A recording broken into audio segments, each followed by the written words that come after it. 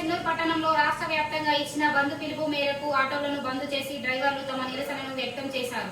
కాంగ్రెస్ ప్రభుత్వం ప్రవేశపెట్టిన మహాలక్ష్మి పథకం ద్వారా తాము ఉపాధి కోల్పోయి నానా ఇబ్బందులు ఎదుర్కొంటున్నామని ఆటో యూనియన్ సభ్యులు బంద్ పాటించారు.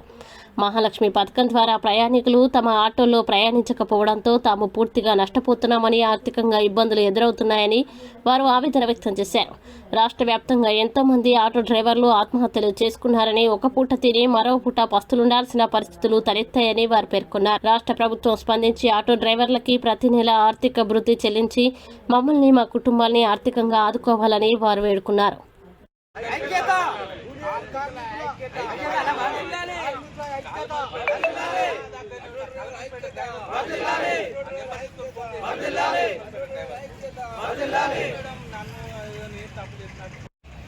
ఈరోజు తెలంగాణ వ్యాప్తంగా ఆటో కార్మికుల బంద్ని విజయవంతం చేయడానికి ఆటో కార్మికులందరూ ఐక్యమై ఇలా మన చెన్నూరు లోకల్ ఆటో స్టాండ్లో కూడా ఐక్యంగా ఇవాళ బంద్ చేయడం జరిగింది. ఈ బంద్ కారణాలు ఏంటంటే, ఇవాళ ఆటో కార్మికుల బస్సు ఫీ పెట్టిన తర్వాత ఆటో కార్మికుల బతుకు రోడ్ల మీద పడిపోయింది.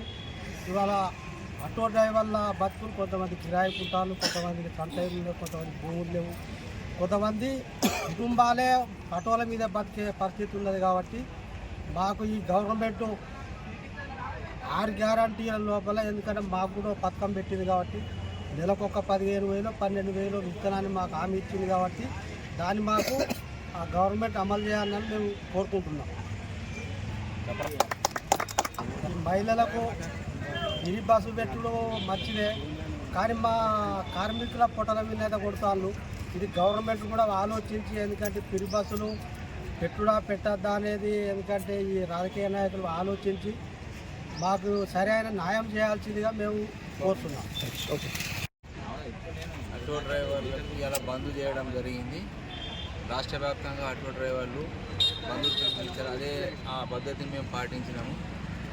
అందు విధంగా మాకు కూడా ఏదైనా ఉపాధి పథకం కల్పించి మమ్మల్ని ఆదుకోగలరని మనవి చేస్తున్నాం. కావున